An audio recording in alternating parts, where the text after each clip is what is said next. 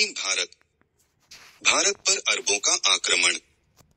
मोहम्मद बिन कासिम के नेतृत्व में अरबों ने भारत पर पहला सफल आक्रमण किया। अरबों ने सिंध पर 712 ईस्वी में विजय पाई थी। अरब आक्रमण के समय सिंध पर दाहिर का शासन था। भारत पर अरबवासियों के आक्रमण का मुख्य उद्देश्य धन दौलत लूटना तथा इस्लाम धर्म का प्रचार प्रसार करना था। महमूद गजनी अलब्तगीन नामक एक तुर्क सरदार गजनी साम्राज्य का संस्थापक था। अलब्तगीन का गुलाम तथा दामाद सुबुक्तगीन था। महमूद गजनी सुबुक्तगीन का पुत्र था। अपने पिता के काल में गजनी खुरासान का शासक था। महमूद गजनी 27 वर्ष की अवस्था में 997 ईस्वी में गद्दी पर बैठा। बगदाद का खलीफा अल-आदिर बिल्लाह ने महमूद गजनी के पद को मान्यता प्रदान करते हुए उसे यमीन-उद-दौला तथा यमीन-उल-मिल्लाह की उपाधि दी। महमूद गजनी ने भारत पर 17 बार आक्रमण किया। महमूद गजनी ने भारत पर पहला आक्रमण 1001 ईस्वी में किया था। यह आक्रमण शाही राजा जयपाल के विरुद्ध था। इसमें जयपाल की पराजय हुई थी। महमूद गजनी का 1008 ईस्वी में नगरकोट के विरुद्ध हमले को मूर्तिवाद के विरुद्ध पहली महत्वपूर्ण जीत बताई जाती है। महमूद गजनी ने थानेसर के चक्रस्वामिन की कांस्य निर्मित आदमकद प्रतिमा को गजनी भेजकर रणभूमि में रखवाया। महमूद गजनी का सबसे चर्चित आक्रमण 1025 ईस्वी में सोमनाथ मंदिर सौराष्ट्र पर हुआ। इस मंदिर की लूट में उसे करीब 20 लाख दीनार की संपत्ति हाथ लगी। सोमनाथ की रक्षा में सहायता करने के कारण अनहिलवाड़ा के शासक पर महमूद ने आक्रमण किया। सोमनाथ मंदिर लूटकर ले जाने के क्रम में महमूद पर जाटों ने आक्रमण किया था और कुछ संपत्ति लूट ली थी। महमूद गजनी का अंतिम भारतीय आक्रमण 1027 ईस्वी में जाटों के विरुद्ध था। महमूद गजनी की मृत्यु 1030 ईस्वी में हो गई। अलबरूनी फिरदौसी उत्वी तथा फरूखी महमूद गजनी के दरबार में रहते थे। मोहम्मद गौर महमूद गजनी के अधीन एक छोटा सा राज्य था। 1173 ईस्वी में शहाबुद्दीन मोहम्मद गौर का शासक बना। इसने भारत पर पहला आक्रमण 1175 ईस्वी में मुल्तान के विरुद्ध किया था। मोहम्मद गौरी का दूसरा आक्रमण 1178 ईस्वी में पाटन गुजरात पर हुआ। यहाँ का शासक भीमद्वितीय ने गौरी को बुरी तरह परास्त किया। मोहम्मद गौरी द्वारा लड़ा गया प्रमुख युद्ध तराइन का प्रथम युद्ध 1191 ईस्वी गौरी एवं पृथ्वीराज चौहान विजयी। तराइन का द्वितीय युद्ध 1191 ईस्वी गौरी एवं पृथ्वीराज चौहान गौरी विजयी। चंदावर का युद्ध 1194 ईस्वी गौरी एवं जयचंद गौरी विजयी। मोहम्मद गौरी भारत के विजित प्रदेशों पर शासन का भार अपने गुलाम सेनापतियों को सौंपते हुए गजनी लौट गया। मोहम्मद गौरी की हत्या 15 मार्च 1206 ईस्वी को कर दी गई। सल्तनत काल गुलाम वंश की स्थापना 1206 ईस्वी कुतुबुद्दीन ऐबक ने किया था। वह गौरी का गुलाम था। नोट गुलामों को फारसी में बंदगौ कहा जाता है तथा इन्हें सैनिक सेवा के लिए खरीदा जाता था। कुतुबुद्दीन ऐबक ने अपना राज्याभिषेक 24 जून 1206 ईस्वी को किया था। कुतुबुद्दीन ऐबक ने अपनी राजधानी लाहौर में बनाई थी। कुतुब मीनार की नींव कुतुबुद्दीन ऐबक ने डाली थी। दिल्ली का कुवत उल इस्लाम मस्जिद एवं अजमेर का 2.5 दिन का झोपड़ा नामक मस्जिद का निर्माण ऐबक ने करवाया था। कुतुबुद्दीन ऐबक को लाखों का दान देने वाला भी कहा जाता था।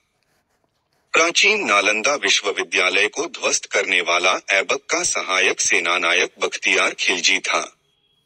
ऐबक की मृत्यु 1210 ईस्वी में चौगान खेलते समय घोड़े से गिरकर हो गई। इसे लाहौर में दफनाया गया। ऐबक का उत्तराधिकारी आराम शाह हुआ, जिसने सिर्फ 8 महीनों तक शासन किया। इल्तुतमिश तुर्किस्तान का इल्बरी तुर्क था, जो ऐबक का गुलाम एवं दामाद था। ऐबक की मृत्यु के समय वह बदायूं का गवर्नर था। इल्तुतमिश लाहौर से राजधानी को स्थानांतरित करके दिल्ली लाया। इसने हौज-ए-सुल्तानी का निर्माण देहली-ए-कुहना के निकट करवाया था। इल्तुतमिश पहला शासक था, जिसने 1229 ईस्वी में बगदाद के खलीफा से सुल्तान पद की वैधानिक स्वीकृति प्राप्त की। इल्तुतमिश की मृत्यु अप्रैल 1236 ईस्वी में हो गई। इल्तुतमिश द्वारा किए गए महत्वपूर्ण कार्य: 1. कुतुब मीनार के निर्माण को पूर्ण करवाया। 2. सबसे पहले शुद्ध अरबी सिक्के जारी किए। चांदी का टंका एवं तांबा का जीतल। 3. इक्ता प्रणाली चलाई। 4. 40 गुलाम सरदारों का संगठन बनाया, जो तुर्कान-ए-चहलगानी के नाम से जाना गया। सर्वप्रथम दिल्ली के अमीरों का दमन किया। रजिया ने मलिक जमालुद्दीन याकूत को अमीर-ए-अखूर, घोड़े का सरदार, नियुक्त किया। चंगेज खां से बचने के लिए ख्वारिज्म के सम्राट जलालुद्दीन को इल्तुतमिश ने अपने यहाँ शरण नहीं दी थी। इल्तुतमिश के बाद उसका पुत्र रुकनुद्दीन फिरोज गद्दी पर बैठा, वह एक अयोग्य शासक था। इसके अल्पकालीन शासन पर उसकी मां शाह तुर्कान छाई रही। शाह तुर्कान के अवांछित प्रभाव से परेशान होकर तुर्की अमीरों ने रुकनुद्दीन को हटाकर रजिया को सिंहासन पर आसीन किया। इस प्रकार रजिया बेगम प्रथम मुस्लिम महिला थी, जिसने शासन की बागडोर संभाली। रजिया ने पर्दा प्रथा का त्याग कर तथा पुरुषों की तरह चोगा, काबा एवं कुलाह, टोपी पहनकर राजदरबार में खुले मुंह से जाने लगी। गैर तुर्कों को सामंत बनाने के रजिया के प्रयासों से तुर्की अमीर विरुद्ध हो गए और उसे बंदी बनाकर दिल्ली की गद्दी पर मुइजुद्दीन बहराम शाह को बैठा दिया। रजिया की शादी अल्तुनिया के साथ हुई। इससे शादी करने के बाद रजिया ने पुनः गद्दी प्राप्त करने का प्रयास किया, लेकिन वह असफल रही। रजिया की हत्या 13 अक्टूबर 1240 ईस्वी को डाकुओं के द्वारा कैथल के पास कर दी गई। बहराम शाह को बंदी बनाकर उसकी हत्या मई 1242 ईस्वी में कर दी गई। बहराम शाह के बाद दिल्ली का सुल्तान अलाउद्दीन मसूद शाह 1242 ईस्वी में बना। बलबन ने षड्यंत्र के द्वारा 1246 ईस्वी में अलाउद्दीन मसूद शाह को सुल्तान के पद से हटाकर नासिरुद्दीन महमूद को सुल्तान बना दिया। नासिरुद्दीन महमूद ऐसा सुल्तान था जो टोपी सीकर अपना जीवन निर्वाह करता था। बलबन ने अपनी पुत्री का विवाह नासिरुद्दीन महमूद के साथ किया था। बलबन का वास्तविक नाम बहाउद्दीन था। वह इल्तुतमिश का गुलाम था। तुर्कान-ए-चहलगानी का विनाश बलबन ने किया था। बलबन 1266 ईस्वी में गियासुद्दीन बलबन के नाम से दिल्ली की गद्दी पर बैठा। यह मंगोलों के आक्रमण से दिल्ली की रक्षा करने में सफल रहा। राजदरबार में सिजदा एवं पैदोस प्रथा की शुरुआत बलबन ने की थी। बलबन ने फारसी रीति रिवाज पर आधारित नवरोज उत्सव को प्रारंभ करवाया। अपने विरोधियों के प्रति बलबन ने कठोर लौह एवं रक्त की नीति का पालन किया। नासिरुद्दीन महमूद ने बलबन को उल्लूम खां की उपाधि प्रदान की। बलबन के दरबार में फ्रांसीसी के प्रसिद्ध कवि अमीर खुसरी और अमीर हसन रहते थे। गुलाम वंश का अंतिम शासक शम्मुद्दीन कैमुर्य था। खिलजी वंश 1290 से 1320 ईस्वी। गुलाम वंश के शासन को समाप्त कर 13 जून 1290 ईस्वी को जलालुद्दीन फिरोज खिलजी ने खिलजी वंश की स्थापना की। इसने किलोखरी को अपनी राजधानी बनाया। जलालुद्दीन की हत्या 1296 ईस्वी में उसके भतीजा एवं दामाद अलाउद्दीन खिलजी ने कड़ामानिकपुर, इलाहाबाद में कर दी। 22 अक्टूबर 1296 ईस्वी में अलाउद्दीन दिल्ली का सुल्तान अलाउद्दीन के बचपन का नाम अली तथा गुरुशास्क था। अलाउद्दीन खिलजी ने सेना को नकद वेतन देने एवं स्थायी सेना की नींव रखी। दिल्ली के शासकों में अलाउद्दीन खिलजी के पास सबसे विशाल स्थायी सेना थी।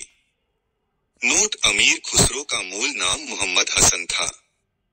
उसका जन्म पटियाली, पश्चिमी उत्तर प्रदेश में बदायूं के पास में 1253 ईस्वी में हुआ था।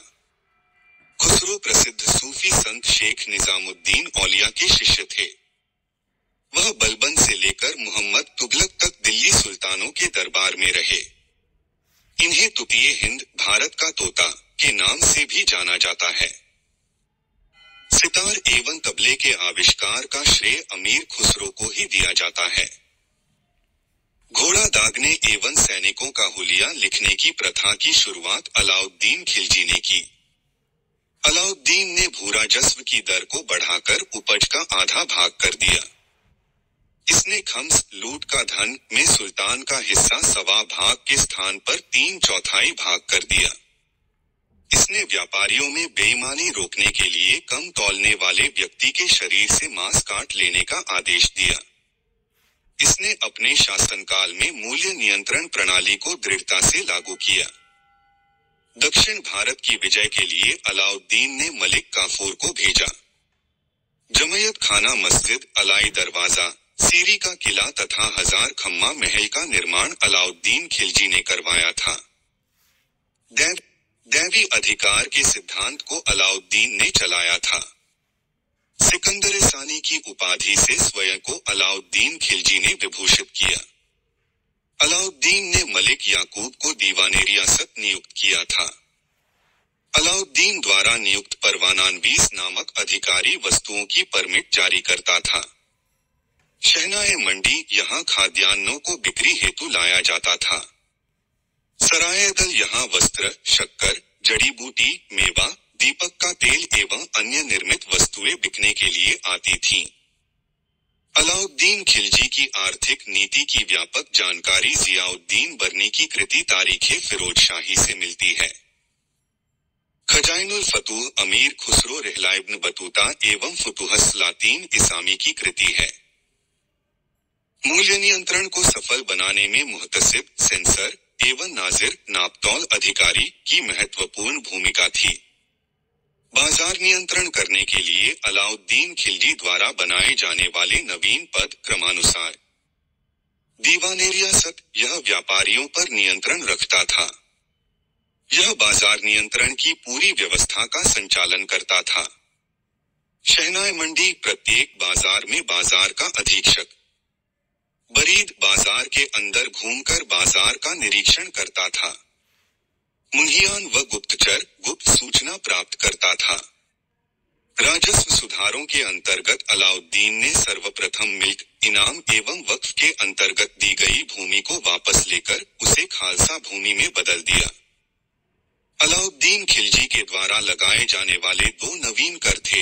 1 चराई कर, दुधारू पशुओं पर लगाया जाता। 2 गढ़ी कर, घरों एवं झोपड़ी पर लगाया जाता था। अलाउद्दीन खिलजी के शासनकाल में मंगोलों ने भारत पर अपना अंतिम आक्रमण किया। अलाउद्दीन खिलजी की मृत्यु 5 जनवरी 1316 ईस्वी को हो गई। कुतुबुद्दीन मुबारक खिलजी 1316 ईस्वी को दिल्ली के सिंहासन पर बैठा। इसे नग्न स्त्री, पुरुष की संगत पसंद थी। मुबारक खिलजी कभी कभी राज दरबार में स्त्रियों का वस्त्र पहनकर आ जाता था। बरनी के अनुसार मुबारक कभी कभी नग्न होकर दरबारियों के बीच दौड़ा करता था। मुबारक खां ने खलीफा की उपाधि धारण की थी। मुबारक के वजीर खुसरो खां ने 15 अप्रैल 1320 ईस्वी को इसकी हत्या कर दी और स्वयं दिल्ली के सिंहासन पर बैठा। खुसरो खां ने पैगंबर के सेनापति की उपाधि धारण की। तुगलक वंश 1320 से 1398 ईस्वी। 5 सितंबर 1320 ईस्वी को खुसरो खां को पराजित करके गाजी मलिक या तुगलक गाजी गयासुद्दीन तुगलक के नाम से 8 सितंबर 1320 ईस्वी को दिल्ली के सिंहासन पर बैठा। गयासुद्दीन तुगलक ने करीब 29 बार मंगोल आक्रमण को विफल किया।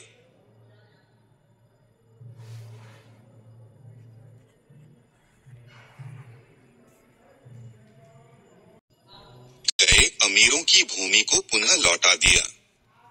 इसने सिंचाई के लिए कुएं एवं नहरों का निर्माण करवाया। संभवतः नहरों का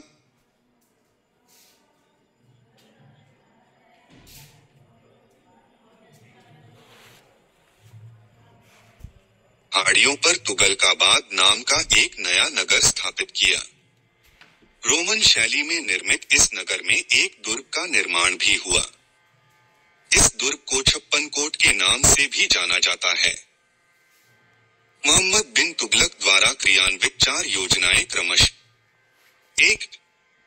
दोआब क्षेत्र में कर वृद्धि 1326 से 1327 ईस्वी। 2. राजधानी परिवर्तन 1326 से 1327 ईस्वी। 3. सांकेतिक मुद्रा का प्रचलन 1326 से 1330 ईस्वी। 4. खुरासन एवं कराचिल का अभियान। गयासुद्दीन तुगलक की मृत्यु 1325 ईस्वी में बंगाल के अभियान से लौटते समय जूना खां द्वारा निर्मित लकड़ी के महल में दबकर हो गई। गयासुद्दीन के बाद जूना खां मोहम्मद बिन तुगलक के नाम से दिल्ली के सिंहासन पर बैठा। मध्यकालीन सभी सुल्तानों में मोहम्मद तुगलक सर्वाधिक शिक्षित, विद्वान एवं योग्य व्यक्ति था। मोहम्मद बिन तुगलक को अपनी सनक भरी योजनाओं, क्रूर कृत्यों एवं दूसरे के सुख दुख के प्रति उपेक्षा भाव रखने के कारण स्वप्नशील, पागल एवं रक्तपिपास कहा गया। मोहम्मद बिन तुगलक ने कृषि के विकास के लिए अमीर-ए-कोही नामक एक नवीन विभाग की स्थापना की। मोहम्मद बिन तुगलक ने अपनी राजधानी दिल्ली से देवगिरी में स्थानांतरित की और इसका नाम दौलताबाद रखा। सांकेतिक मुद्रा के अंतर्गत मोहम्मद बिन तुगलक ने पीतल, फरिश्ता के अनुसार, तांबा, बरनी के अनुसार धातुओं के सिक्के चलवाए, जिनका मूल्य चांदी के रुपए टंका के बराबर होता था। अफ्रीकी मोरक्को यात्री इब्न बतूता लगभग 1333 ईस्वी में भारत आया। सुल्तान ने इसे दिल्ली का काजी नियुक्त किया। 1342 ईस्वी में सुल्तान ने इसे अपने राजदूत के रूप में चीन भेजा। इब्न बतूता की पुस्तक रेहला में मोहम्मद तुगलक के समय की घटनाओं का वर्णन है। इसने अपनी पुस्तक में विदेशी व्यापारियों के आवागम, डाक चौकियों की स्थापना यानी डाक व्यवस्था एवं गुप्तचर व्यवस्था के बारे में लिखा है। मोहम्मद तुगलक ने जिन प्रभासूर नामक जैन साधु के साथ विचार विमर्श किया था। मोहम्मद बिन तुगलक की मृत्यु 20 मार्च 1351 ईस्वी को सिंध जाते समय थट्टा के निकट गोडाल में हो गई। मोहम्मद बिन तुगलक के शासनकाल में दक्षिण में हरिहर एवं बुक्का नामक 2 भाइयों ने 1336 ईस्वी में स्वतंत्र राज्य विजयनगर की स्थापना की। महाराष्ट्र में अलाउद्दीन बहमन शाह ने 1347 ईस्वी में स्वतंत्र बहमनी राज्य की स्थापना की। मोहम्मद बिन तुगलक की मृत्यु पर इतिहासकार बरनी लिखता है, अंततः लोगों को उससे मुक्ति मिली और उसे लोगों से। मोहम्मद बिन तुगलक शेख अलाउद्दीन का शिष्य था। वह सल्तनत का पहला शासक था, जो अजमेर में शेख मोइनुद्दीन चिश्ती लार मसूद गाजी के मकबरे में गया। मोहम्मद बिन तुगलक ने बदायूं में मीरन मुल्हीन, दिल्ली में शेख निजामुद्दीन औलिया, मुल्तान में शेख रुकनुद्दीन, अजोधन में शेख मुल्तान आदि संतों की कब्र पर मकबरे बनवाए। फिरोज तुगलक का राज्याभिषेक थट्टा के नजदीक 20 मार्च 1351 ईस्वी को हुआ। पुनः फिरोज का राज्याभिषेक दिल्ली में अगस्त 1351 ईस्वी को हुआ। खलीफा द्वारा इसे कासिम अमीर उल मोमिनीन की उपाधि दी गई। राजस्व व्यवस्था के अंतर्गत फिरोज ने अपने शासनकाल में 24 कष्टदायक करों को समाप्त कर केवल 4 कर, खराज, लगान, खुन्स, युद्ध में लूट का माल, जजिया एवं ज़कात को वसूल करने का आदेश दिया। फिरोज तुगलक ब्राह्मणों पर जजिया लागू करने वाला पहला मुसलमान शासक था। फिरोज तुगलक ने एक नया कर सिंचाई कर भी लगाया, जो उपज का 1/10 भाग था। फिरोज तुगलक ने 5 बड़ी नहरों का निर्माण करवाया। फिरोज तुगलक ने 300 नए नगरों की स्थापना की। इनमें हिसार, फिरोजाबाद, दिल्ली, फतेहाबाद, जौनपुर, फिरोजपुर प्रमुख हैं। इसके शासनकाल में खिजराबाद, टोपरा गांव एवं मेरठ से अशोक के 2 स्तंभों को लाकर दिल्ली में स्थापित किया गया। सुल्तान फिरोज तुगलक ने अनाथ मुस्लिम महिलाओं, विधवाओं एवं लड़कियों की सहायता के लिए एक नए विभाग दीवाने खैरात की स्थापना की। सल्तनतकालीन सुल्तानों के शासनकाल में सबसे अधिक दासों की संख्या करीब 1,80,000 फिरोज तुगलक के समय थी। दासों की देखभाल के लिए फिरोज ने एक नए विभाग दीवान-ए-बंदगान की स्थापना की। इसने सैन्य पदों को वंशानुगत बना दिया। इसने अपनी आत्मकथा फतुहाते फिरोजशाही की रचना की। इसने जियाउद्दीन बर्नी एवं शम्स-ए-शिराज अफीफ को अपना संरक्षण प्रदान किया। इसने ज्वालामुखी मंदिर के पुस्तकालय से लूटे गए 1300 ग्रंथों में से कुछ को फारसी में विद्वान अपाउद्दीन द्वारा दलायते फिरोजशाही नाम से अनुवाद करवाया। इसने चांदी एवं तांबे के मिश्रण से निर्मित सिक्के भारी संख्या में जारी करवाए, जिसे अद्धा एवं विख कहा जाता था। फिरोज तुगलक की मृत्यु सितंबर 1388 ईस्वी में हो गई। फिरोज काल में निर्मित खान-ए-जहां तेलंगानी के मकबरा की तुलना जेरूसलम में निर्मित उमर के मस्जिद से की जाती है। सुल्तान फिरोज तुगलक ने दिल्ली में कोटला फिरोज शाह दुर्ग का निर्माण करवाया। तुगलक वंश का अंतिम शासक नासिरुद्दीन महमूद तुगलक था। इसका शासन दिल्ली से पालम तक ही रह गया था। तैमूरलंग ने सुल्तान नासिरुद्दीन महमूद तुगलक के समय 1398 में दिल्ली पर आक्रमण किया। नासिरुद्दीन के समय में ही मलिकुशर्षक पूर्वाधिपति की उपाधि धारण कर एक हिजड़ा मलिक सरवर ने जौनपुर में एक स्वतंत्र राज्य की स्थापना की। सैयद वंश 1414 से 1451 ईस्वी। सैयद वंश का संस्थापक था खिजर खां। इसने सुल्तान की उपाधि न धारण कर अपने को स्वतयाला की उपाधि से ही खुश रखा। खिजर खां तैमूरलंग का सेनापति था। भारत से लौटते समय तैमूरलंग ने खिजर खां को मुल्तान, लाहौर एवं दीपालपुर का शासक नियुक्त किया। खिजर खां नियमित रूप से तैमूर के पुत्र शाहरुख को कर भेजा करता था। खिजर खां की मृत्यु 20 मई 1421 ईस्वी में हो गई।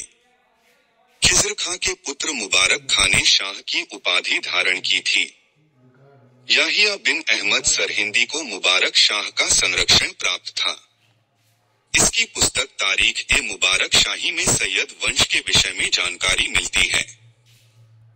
यमुना के किनारे मुबारकाबाद की स्थापना मुबारक शाह ने की थी। सैयद वंश का अंतिम सुल्तान अलाउद्दीन आलम शाह था। सैयद वंश का शासन करीब 37 वर्षों तक रहा। लोदी वंश 1451 से 1526 ईस्वी।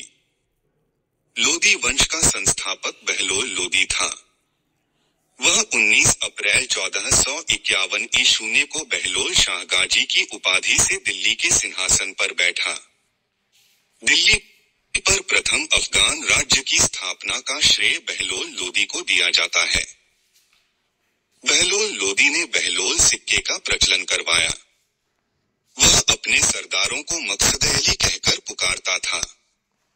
वह अपने सरदारों के खड़े रहने पर स्वयं भी खड़ा रहता था।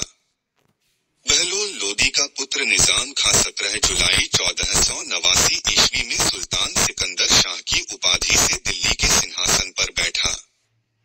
1504 ईस्वी में सिकंदर लोदी ने आगरा शहर की स्थापना की। भूमि के लिए मापन के प्रामाणिक पैमाना गजे सिकंदरी का प्रचलन सिकंदर लोदी ने किया। गुल्लुकी शीर्षक से फारसी कविताएं लिखने वाला सुल्तान सिकंदर लोदी था। सिकंदर लोदी ने आगरा को अपनी नई राजधानी बनाया। इसके आदेश पर संस्कृत के एक आयुर्वेद ग्रंथ का फारसी में फरहंगे सिकंदरी के नाम से अनुवाद हुआ। इसने नगरकोट के ज्वालामुखी मंदिर की मूर्ति को तोड़कर उसके टुकड़ों को कसाईयों को मांस तौलने के लिए दे दिया था। इससे मुसलमानों को ताजिया निकालने एवं मुसलमान स्त्रियों के पीरों तथा संतों के मजार पर जाने पर प्रतिबंध लगा दिया। गले की बीमारी के कारण सिकंदर लोदी की मृत्यु 21 नवंबर 1517 ईस्वी को हो गई। इसी दिन इसका पुत्र इब्राहिम शाह की उपाधि से आगरा के सिंहासन पर बैठा। 21 अप्रैल 1526 ईस्वी को पानीपत के प्रथम युद्ध में इब्राहिम लोदी बाबर से हार गया। इस युद्ध में वह मारा गया। बाबर को भारत पर आक्रमण के लिए निमंत्रण पंजाब के शासक दौलत खां लोदी एवं इब्राहिम लोदी के चाचा आलम खां ने दिया था। मोट की मस्जिद का निर्माण सिकंदर लोदी के वजीर द्वारा करवाया गया था। सल्तनतकालीन शासन व्यवस्था। केंद्रीय प्रशासन का मुखिया सुल्तान बलबन एवं अलाउद्दीन के समय अमीर प्रभावहीन हो गए। अमीरों का महत्व चरमोत्कर्ष पर था। लोदी वंश के शासनकाल में सल्तनत काल में मंत्रिपरिषद को मजलिस-ए खिलवत कहा गया। मजलिस-ए खास में मजलिस-ए खिलवत की बैठक होती थी। बारे खास इसमें सुल्तान सभी दरबारियों, खानों, अमीरों, मालिकों और अन्य रईसों को बुलाता था। बारह आजम सुल्तान राजकीय कार्यों का अधिकांश भाग पूरा करता था। मंत्री एवं उससे संबंधित विभाग। 1. वजीर प्रधानमंत्री राजस्व विभाग का प्रमुख। 2. मुशरिफ-ए-मुमालिक महालेखाकार प्रांतों एवं अन्य विभागों से प्राप्त आय एवं व्यय का लेखा जोखा। 3. मजमुआदर उधार दिए गए धन का हिसाब रखना। 4. खजीन कोषाध्यक्ष। 5. आरिजय मुमालिक दीवानयर्ज अथवा सैन्य विभाग का प्रमुख अधिकारी। 6. सदरुस सुदूर धर्म विभाग एवं दान विभाग का प्रमुख। 7. काजी उल कजात सुल्तान के बाद न्याय का सर्वोच्च अधिकारी। 8. बरीदे मुमालिक गुप्तचर विभाग का प्रमुख अधिकारी। 9. वकील-ए-दर्ग सुल्तान की व्यक्तिगत सेवाओं की देखभाल करता था। 10. दीवान-ए-खैरात दान विभाग। 11. दीवान-ए-बंदगान दास विभाग। 12. दीवान-ए-इस्तिहाक पेंशन विभाग। नोट: दीवान-ए-मुस्तखराज वित्त विभाग अलाउद्दीन खिलजी ने बनाया। दीवान-ए-कोही कृषि विभाग मोहम्मद बिन तुगलक ने बनाया। दीवान-ए-अर्ज सैन्य विभाग बलबन ने बनाया। दीवान-ए-बंदगान फिरोज शाह तुगलक। दीवान-ए-खैरात फिरोज शाह तुगलक। दीवान-ए-इस्तिहाक फिरोज शाह तुगलक। दिल्ली सल्तनत अनेक प्रांतों में बंटा हुआ था, जिसे इक्ता या सूबा कहा जाता था, जहां का शासन नायब या वली या मुफ्ती द्वारा संचालित होता था। इक्ताओं को शिकों जिलों में विभाजित किया गया था, जहां का प्रमुख अधिकारी शिकदार होता था जो एक सैनिक अधिकारी था। शिकों को परगनों में विभाजित किया गया था। आमिल परगने का मुख्य अधिकारी था और मुशरिफ लगान को निश्चित करने वाला अधिकारी। एक शहर या 100 गांवों के शासन की देखरेख अमीर-ए-इज़्दा नामक अधिकारी करता था। प्रशासन की सबसे छोटी इकाई ग्राम होता था। सुल्तान की स्थायी सेना को खासखेल नाम दिया गया था। मंगोल सेना के वर्गीकरण की दशमलव प्रणाली को सल्तनतकालीन सैन्य व्यवस्था का आधार बनाया गया था। सल्तनत काल में बारूद की सहायता से गोला फेंकने वाली मशीन को मंगलीक तथा अर्रात कहा जाता था। अलाउद्दीन खिलजी ने इक्ता प्रथा को समाप्त किया था। इक्ता प्रथा की दोबारा शुरुआत फिरोज तुगलक ने की थी। सल्तनत काल में अच्छी नस्ल के घोड़े तुर्की, अरब एवं रूस से मंगाए जाते थे। हाथी मुख्यतः बंगाल से मंगाए जाते थे। सल्तनतकालीन कानून शरीयत, कुरान एवं हदीस पर आधारित था। राजस्व कर व्यवस्था। मुशरक मुसलमानों से लिया जाने वाली भूमि कर। खराज गैर मुसलमानों से लिया जाने वाला भूमि कर। ज़कात मुसलमानों पर धार्मिक कर, संपत्ति का 40वां हिस्सा। जजिया गैर मुसलमानों पर धार्मिक कर। नोट। खम्स यह लूटे हुए धन, खानों अथवा भूमि में गढ़े हुए खजानों से प्राप्त संपत्ति का 1/5 भाग था जिस पर सुल्तान का अधिकार था तथा शेष 4/5 भाग पर उसके सैनिकों अथवा खजाने को प्राप्त करने वाले व्यक्ति का अधिकार होता था, परंतु फिरोज तुगलक को छोड़कर अन्य सभी शासकों ने 4/5 हिस्सा स्वयं अपने लिए रखा। सुल्तान सिकंदर लोदी ने गढ़े हुए खजानों में से कोई हिस्सा नहीं लिया। मुस्लिम कानून के 4 महत्वपूर्ण स्रोत थे: कुरान, हदीस, इजमा एवं कयास। सुल्तान सप्ताह में 2 बार दरबार में न्याय करने के लिए उपस्थित होता था। सल्तनत काल में लगान निर्धारित करने की मिश्रित प्रणाली को मुक्ताई कहा गया है।